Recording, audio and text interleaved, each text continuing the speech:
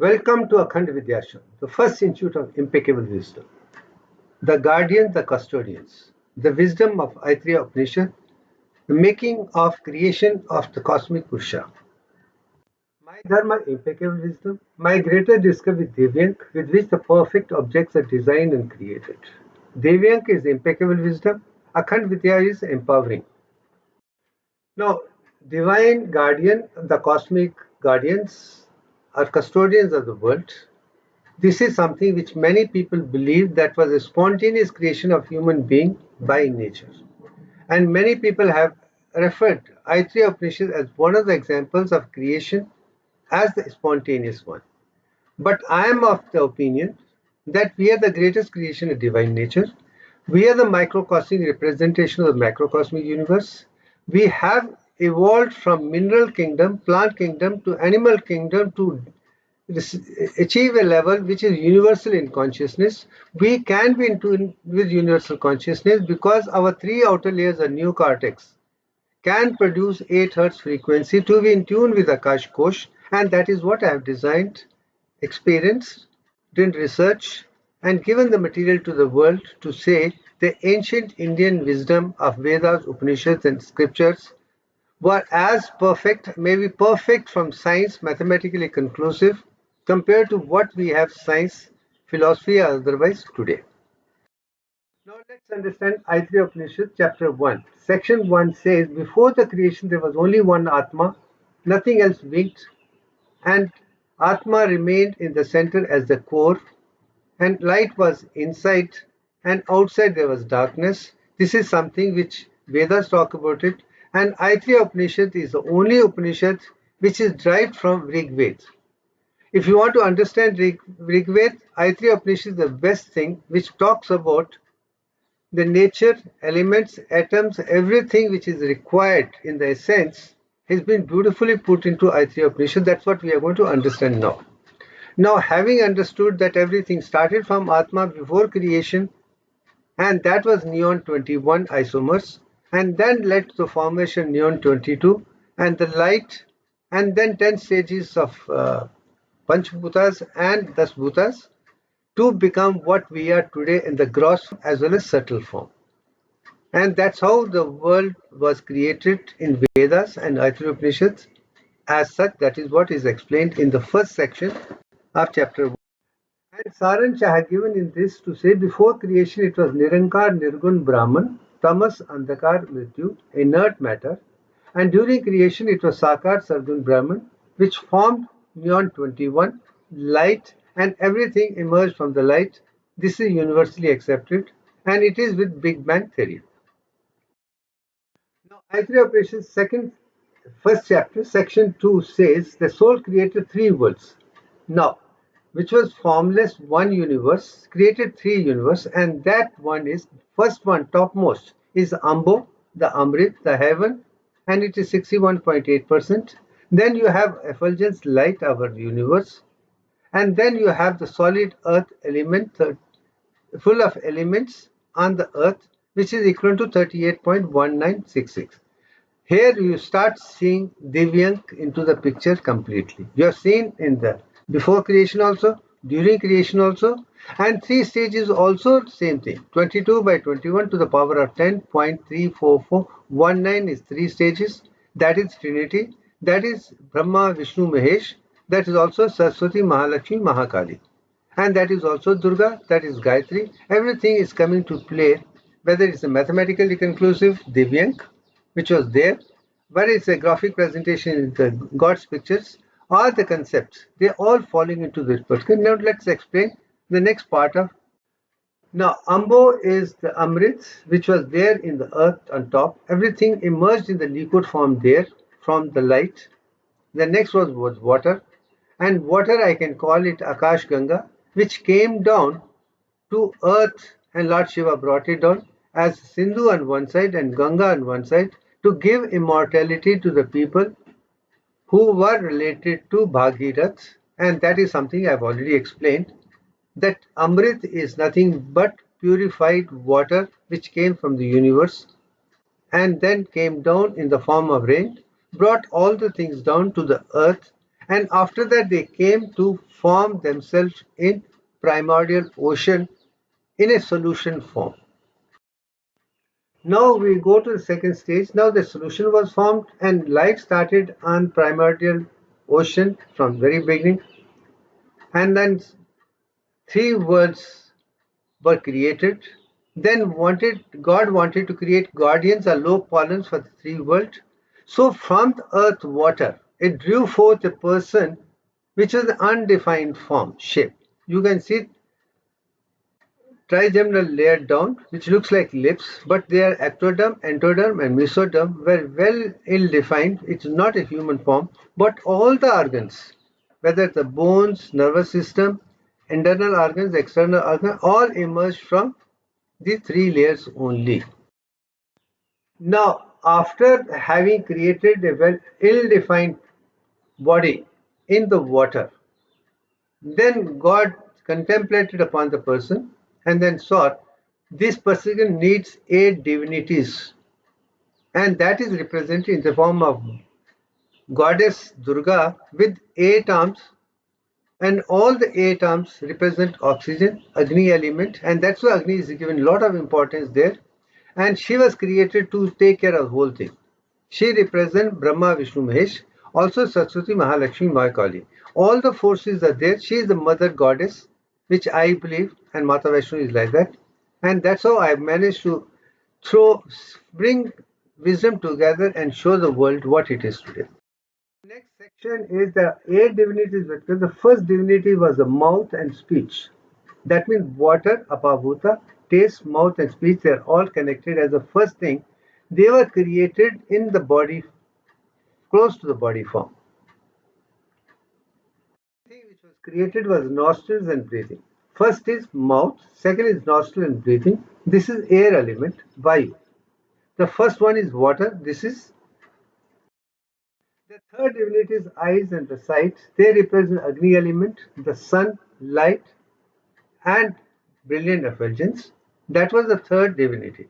Fourth divinity was the hearing and ears and Shruti, which represent Akash-Bhuta, direct hearing. The next one, fifth divinity, is hair, skin, plants, and trees, which represent Prithvi, touch, skin, and first 5 are first elements, Panchbhutas: Akash, Vayu, Agni, Apa, and Prithvi. These are 5 represented first, which are important. These are the 5 which Vedas talk. Rig Veda talks about it. Also, Aitreya Upanishad, which is absolutely essentially coming from the sustained, maintained, and into 5 bhutas. The next 6th stage created was the heart. Heart is the center of the mind. It is connected with the moon. It represents the light of sun, which is Agni. And it also related to Pranamaya Kosha, Manomaya Kosha, and Chandran. This is what I have represented in the form of heart. And 7th is the navel, through which we breathe out, expulsion. And that is connected with Navi, navel, and the central center. You can see the navi down, and this is important part.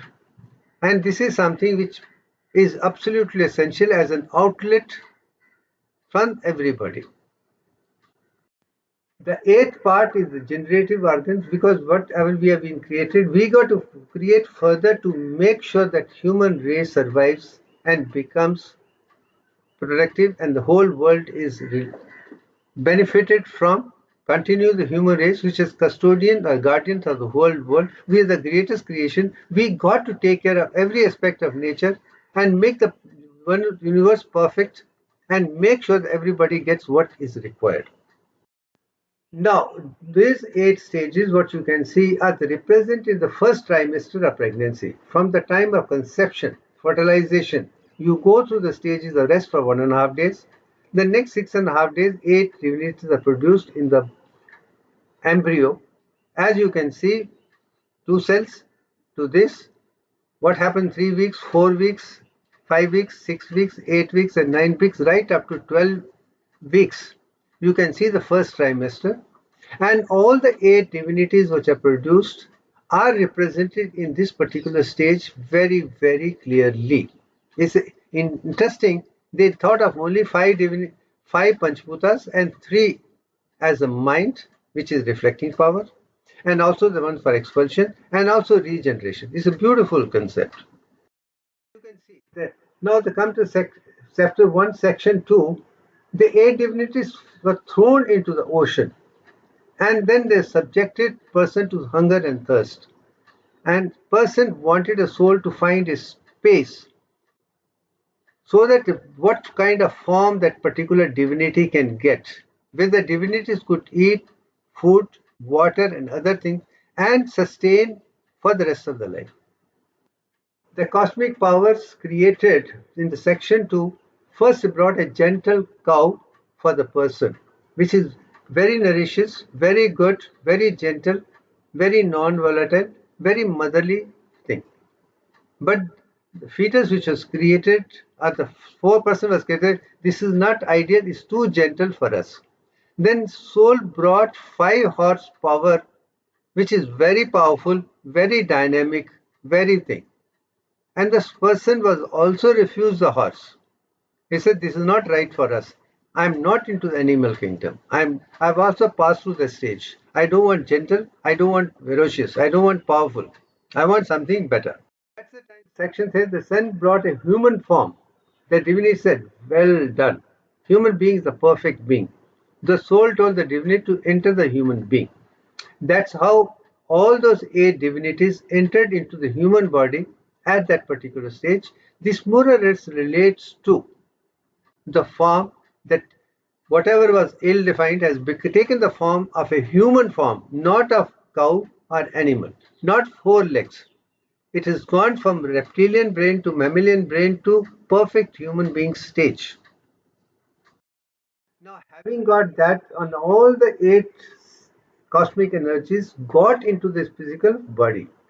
Fire became speech, entered the mouth. Air became breathable air and entered the nostrils. Sun became sight, entered the eyes. Space became hearing and entered the thing.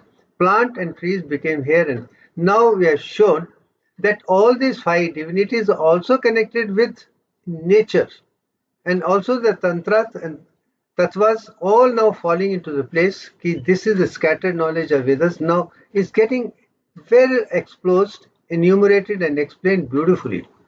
Then moon became the mind and entered the heart. Death became outbreath and entered the navel. And the water became semen and entered the testes. That is the one thing which is very, very clear. We are talking of the man. We are not talking of the female. And all these things are represent the second trimester, how they entered into the body and took the form of getting the convert, which was ill-defined to start with, to take a human form, which had the potential of becoming male and female at the same time. But that is the time when testosterone took over and converted the person into the male form rather than the female form, is what the particular Upanishad is talking about. Now, section chapter itself 2.5, the hunger, thirst, and told the soul, please find us the abode for entry. Soul told the hunger and thirst, I assign you a place in these 8 divinities. Make sure that you share with them. After that, hunger and thirst became partakers. Now concept comes this. Now they put into water, that is amniotic fluid. Now you bring in the concept. First energy was from the uterus. Now placenta is formed, which connects mother with the child, and all the things come from mother. And now that food is coming from mother, now the entry is going to be totally on a different stage. But then the soul, here the guardians of the world, let's create food. And food was created out of vegetables only.